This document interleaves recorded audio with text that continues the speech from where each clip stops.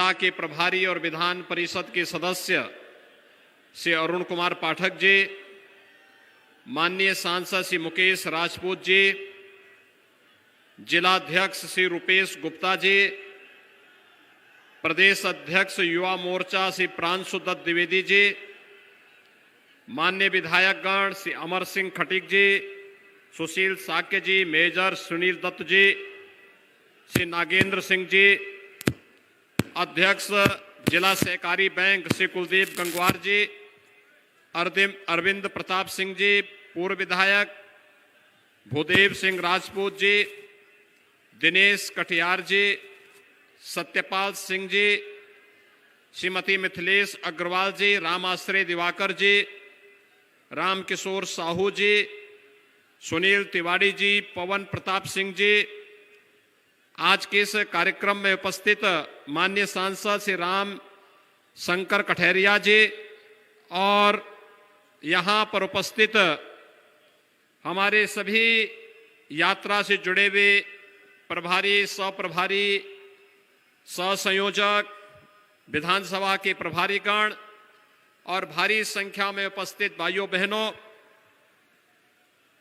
फर्रुखाबाद कई दृश्यों से विख्यात है।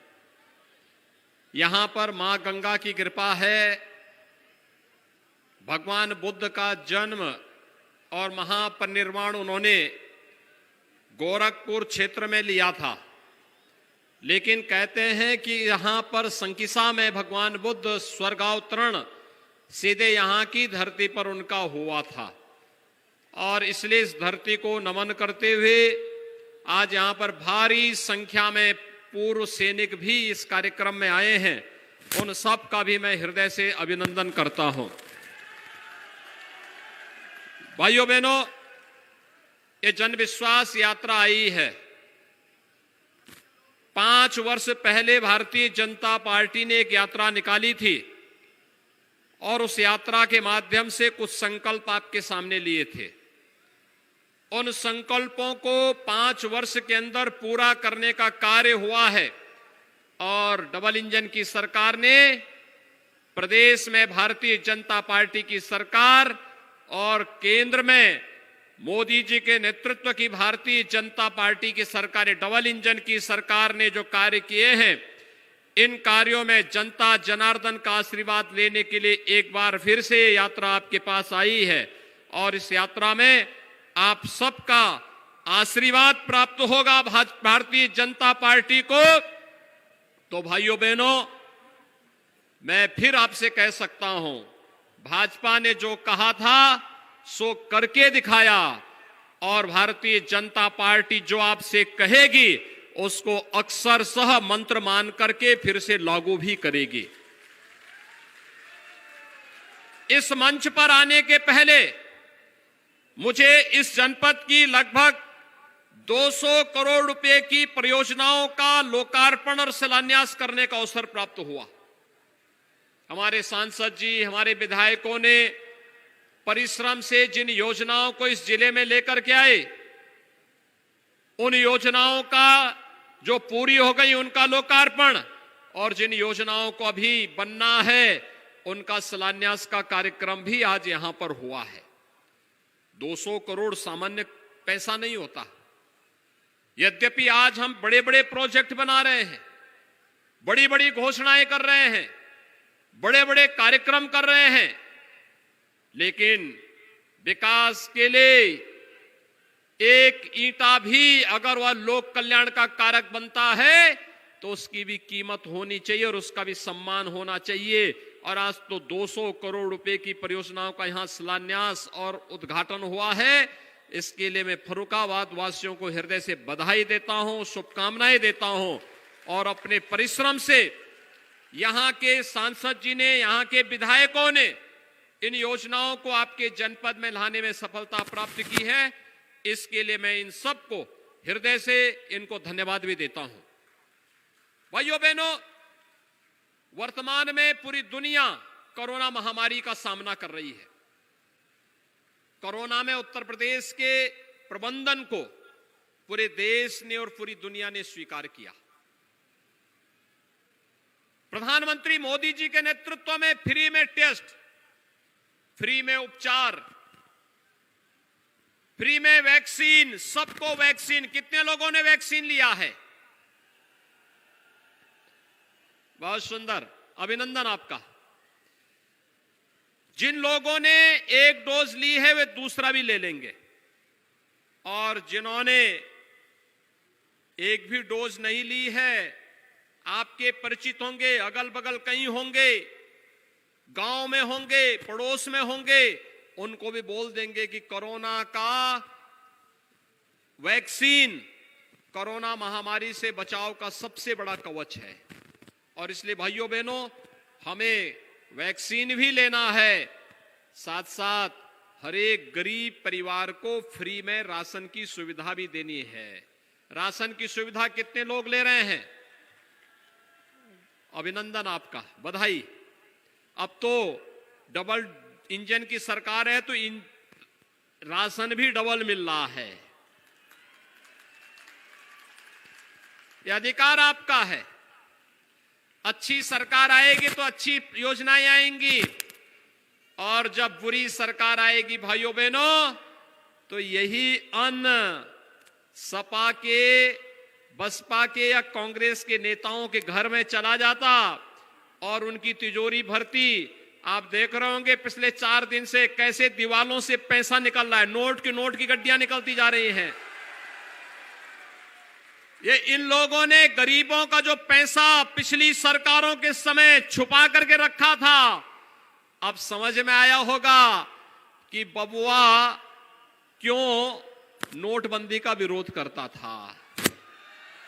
अब समझ में आया ना, बबुआ नोटबंदी का विरोध क्यों करता था? क्योंकि ये नोट गरीबों का पैसा और विकास का पैसा जो आपके जनपद में उपयोगी होता, लोक कल्याण का कारक बनता, उस पैसे को ये लोग हड़प गए थे, छुपा रहे थे। आज उस पैसे को हम लोग फिर से निकाल रहे हैं और फिर उसको विकास के कार्यों में लगवाएंगे। भाइयों बहनों, मुझे एक बात तो आपको बतानी है। कांग्रेस ने इस देश के अंदर सर्वाधिक समय तक शासन किया, सर्वाधिक समय तक शासन किया, लेकिन शासन किस रूप में कर रही थी? आज आपने कांग्रेस का आपने महाराष्ट्र एटीएस का एक बयान देखा होगा। उस समय कैसे भारतीय जनता पार्टी के कार्यकर्ताओं को, नेताओं को, राष्ट्रीय स्वयंसेवक संघ के नेताओं को, हिंदू नेताओं को कैसे लोग झूठे मुकदमों में फंसाने का कार्य कर रहे थे। आपने मालेगांव विस्फोट के मामले में देखा होगा। कांग्रेस की शरारत देश के खिलाफ एक अपराध है और कांग्रेस के लोगों को इसके लिए माफी मांगनी चाहिए देश की जनता से। आतंकवादियों को प्रेरित और पोषित करने वाली ये कांग्रेस देश के साथ कैसे खिलवाड़ कर रही है, ये किसी से छुपा हुआ नहीं है। पहले जब सत्ता में थे तब उन आतंकियों को प्रेरित और प्रोत्साहित करते थे और हिंदू संगठनों पर झूठे मुकदमे दर्ज करते थे, और आज जब सत्ता के बाहर हैं तो हर उस कार्य का विरोध करते हैं जो कार्य जनता के हित के लिए हो। भाइयों बहनों, पिछले 4.5 वर्ष के अंदर हम लोगों ने प्रदेश में 43 लाख गरीबों को एक आवास दिया है। आपके फर्रुखाबाद में भी काफी लोगों को आवास मिले हैं। पूरे प्रदेश में 43 लाख लोगों को आवास मिला। समाजवादी पार्टी की सरकार में एक भी गरीब को आवास नहीं मिला। आवास का पैसा कहां चला गया? ये दीवालों से वही पैसा निकल रहा है।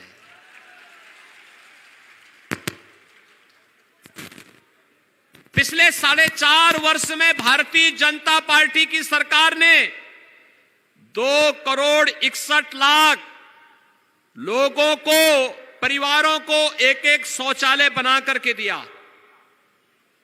58,000 ग्राम पंचायतों में सामुदायिक शौचालय बनाया। शहरों में भी पर्याप्त मात्रा में सामुदायिक शौचालय बनाए, और सामुदायिक शौचालय को भी महिला स्वयंसेवी समूह को देकर के हर गांव में एक महिला स्वयंसेवी समूह से कहा, किसी एक निराश्रित महिला को इसके साथ जोड़िए, सरकार हर महीने उसे 9,000 रुपए देगी इसकी देखभाल और रख रखाव के लिए। लेकिन भाइयों बहनों, समाजवादी पार्टी की सरकार में गरीबों के लिए शौचालय क्यों नहीं बन पाए? क्योंकि समाजवादी पार्टी की सरकार की भावनाएं गरीबों के लिए नहीं थी, मजदूरों के लिए नहीं थी, किसानों के लिए नहीं थी, और युवाओं के लिए नौकरी निकलती थी तो चाचा भी, भतीजा भी, मामा भी और महाभारत के सभी रास्ते वसूली पे निकल पड़ते थे। युवाओं को नौकरी नहीं मिलती थी, किसी भी युवा को नौकरी नहीं मिल पाती थी, क्योंकि वह पैसा भी जाता था और उसके साथ साथ नौकरी से भी वंचित रह जाता था। भाइयों बहनों, हमारी सरकार ने पिछले 4.5 वर्ष के अंदर 4.5 लाख से अधिक लोगों को, नौजवानों को प्रदेश में नौकरी दी। 1,61,00,000 नौजवानों को रोजगार के साथ जोड़ा और 60 लाख लोगों को स्वतः रोजगार के साथ जोड़ने का कार्य किया। प्रदेश के अंदर जब अच्छी सरकार होती है, वह रोजगार भी देती है, नौकरी भी देती है, सुरक्षा भी देती है, समृद्धि का मार्ग भी प्रशस्त करती है। याद करिए, 2017 के पहले किसान आत्महत्या कर रहा था।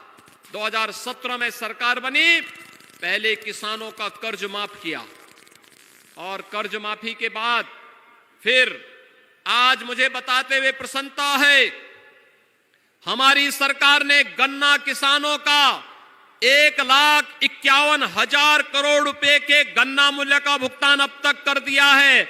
सपा बसपा सरकारों के 14 वर्ष के कार्यकाल में इतना गन्ना मूल्य का भुगतान नहीं हुआ था जितना 4.5 वर्ष के अंदर हमारी सरकार ने किया है। आखिर क्या कर रहे थे सपा बसपा के लोग? इनको तो नैतिक रूप से कोई अधिकार नहीं था कि जनता जनार्दन के बीच में जाए, लेकिन लोकतंत्र की प्रक्रिया है, अगर आ ही रहे हैं तो इनको जवाब भी दीजिए और पहले पूछिए बबुआ से भी, बुआ से भी, भाई बहन से भी, और पूछिए कि जब हम लोग कोरोना कालखंड में संकट में थे तब ये लोग कहां थे? ये सभी नेता उस समय होम क्वारंटीन थे, घर में छुपे हुए थे। आपने देखा होगा, मैं भी, श्रीकांत जी भी, हमारे विधायक भी, हमारे सांसद भी, हमारे पदाधिकारी भी सेवा ही संगठन मान करके एक एक व्यक्ति की जान को, उसकी जीवन को भी और उसकी जीविका को भी बचाने के लिए कार्य कर रहे थे। लेकिन सपा बसपा कांग्रेस के लोग कहां थे? इनका कहीं भी अता पता नहीं था। सबसे पहला जवाब तो ये, दोस्तों उनसे पूछना चाहिए कि गरीबों का मकान तुम्हारी सरकार के समय क्यों नहीं बन पा रहा था? ये फ्री का राशन गरीबों को पहले क्यों नहीं मिल पा रहा था? ये विधवाओं को विधवा पेंशन, वृद्धाओं को वृद्धा पेंशन, दिव्यांग जनों को दिव्यांग जन पेंशन क्यों नहीं मिल पाता था? और आज तो हम लोगों ने रसोइयों के मानदेय को भी 2,000 रुपए कर दिया है और साथ साथ ये भी कर दिया 2,000 रुपए मानदेय भी उनको हर महीने मिला करेगा। साल में 2 साड़ी भी मिलेगी, एप्रन का पैसा उनको उनके खाते में मिलेगा। आज हम लोगों ने एक और कार्य किया है कि जो अनुदेशक थे बेसिक शिक्षा परिषद के स्कूलों में 2,000 रुपए मानदेय भी उनका बढ़ाने का कार्य कर दिया है। भाइयों बहनों, सरकार जब अच्छा कार्य करती है, लुटेरों के लूट के मुद्दे को रोकती है, तो पैसा आता है। इस पैसे से गरीब का उपचार भी होता है, इस पैसे से गरीब का उत्थान भी होता है, इस पैसे से गरीब के उन्नयन के लिए कार्यक्रम भी बनते हैं, इस पैसे से अन्न योजना का भी लाभ होता है, इस योजना से निराश्रित लोगों को पेंशन भी दी जाती है और इस पैसे से कार्य करने वाले कर्मचारियों के मानदेय और वेतन को बढ़ाने में भी हमें सहायता मिलती है। और इसीलिए आज मैं आपके बीच आया हूं आपसे कहने के लिए, भाइयों बहनों, पिछली सरकारों के समय गरीब तबाह था, नौजवान बेरोजगार था, किसान आत्महत्या कर रहा था, महिलाएं असुरक्षित थी, प्रदेश में दंगे होते थे, पर्व और त्योहार आते थे, दंगों का सिलसिला प्रारंभ हो जाता था। आपने 4.5 वर्ष में कोई दंगा सुना? कोई दंगा हुआ पिछले 4.5 वर्ष में? आज तो दंगाइयों को मालूम है दंगा करेंगे तो सब वसूली शुरू हो जाएगी, दंगा होगा तो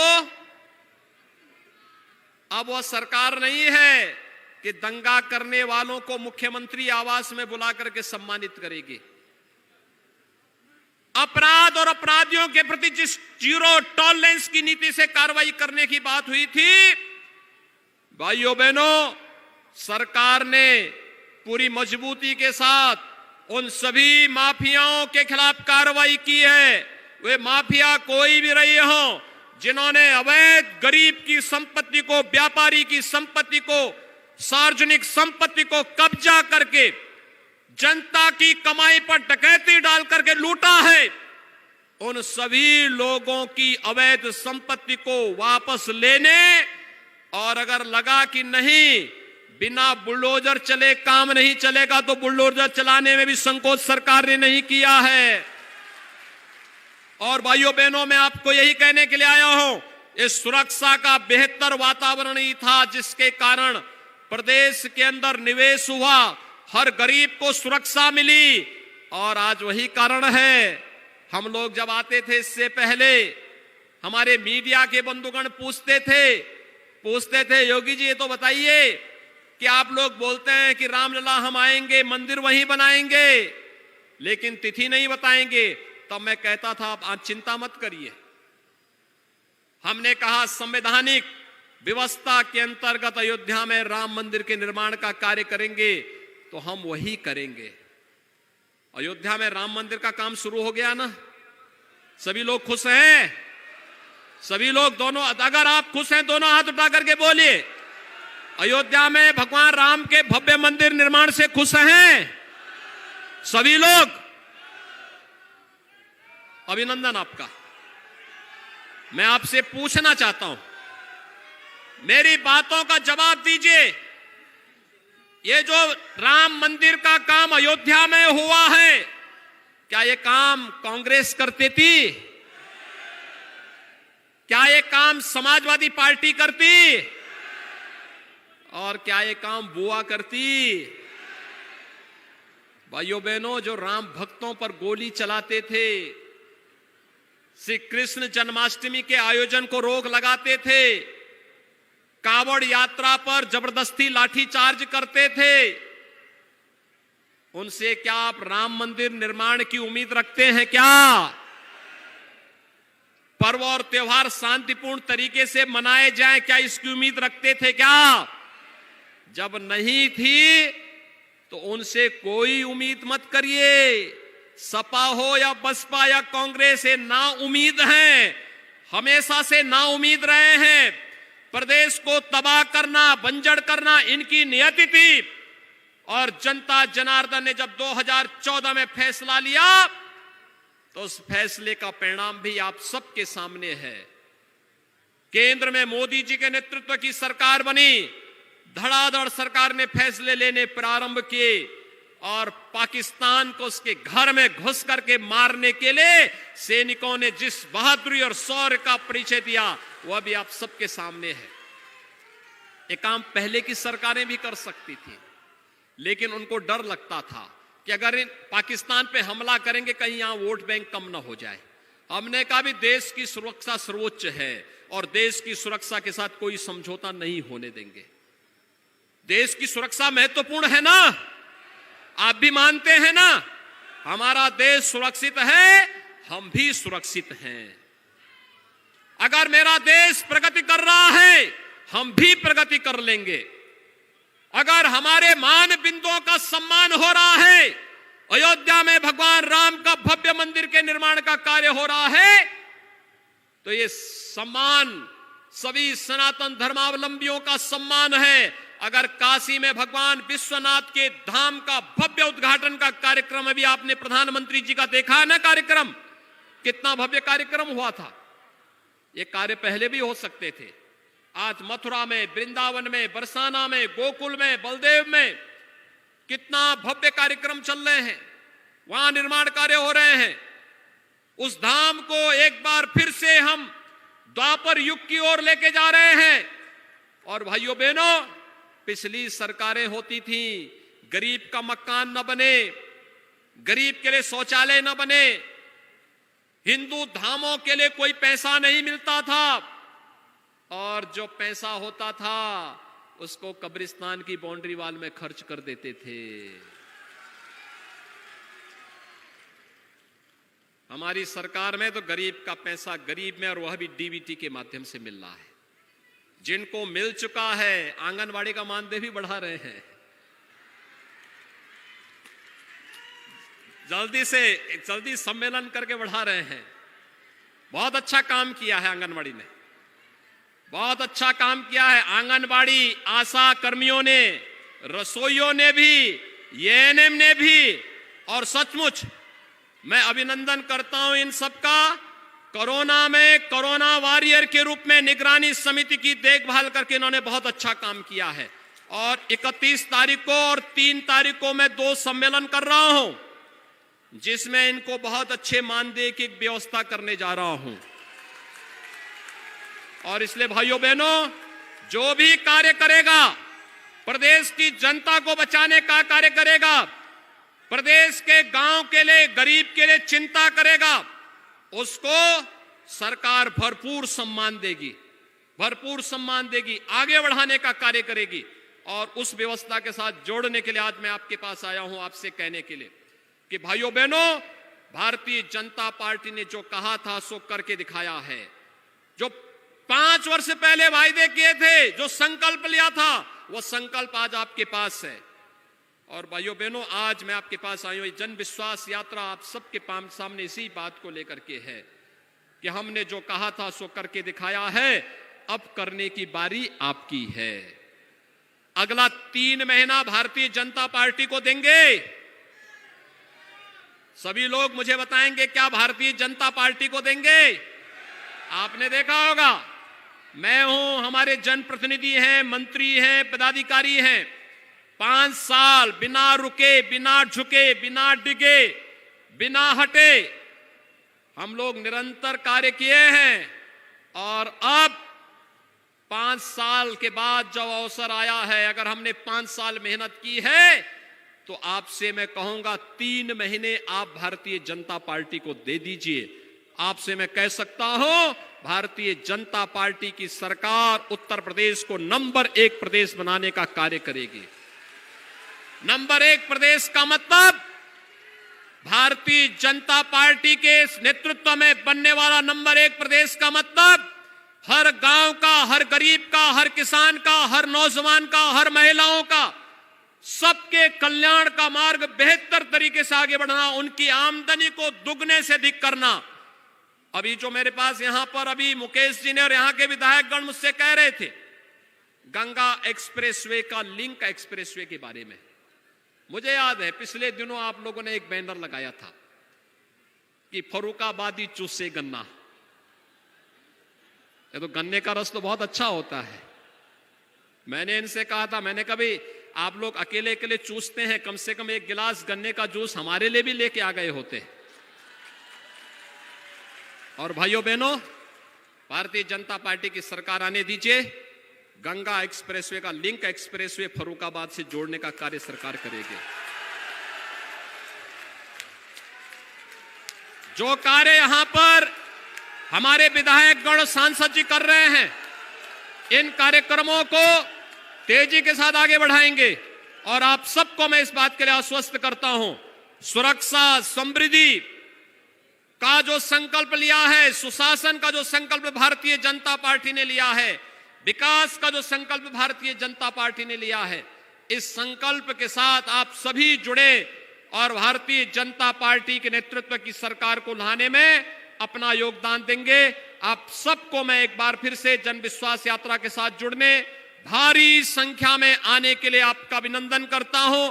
मैं जानता हूं पीछे बहुत सारे नौजवान हैं जिनको जगह नहीं मिल पा रही है, एकदम समुद्र की तरह हिलोरे ले रहा है पीछे। समुद्र की तरह पीछे हिलोरे ले रहा है, लेकिन वे लोग फिर भी अनुशासित होकर के इस पूरे कार्यक्रम में अपना योगदान दे रहे हैं।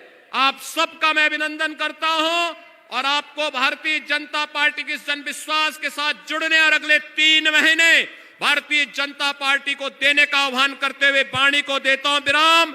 जय जय श्री राम, जय जय श्री राम, जय जय श्री राम। मैं संदीप साक्षी से निवेदन करूंगा कि अपना आभार व्यक्त करें। माननीय योगी आदित्यनाथ जी, माननीय योगी आदित्यनाथ जी। मैं बहुत बहुत धन्यवाद देता हूं इस जन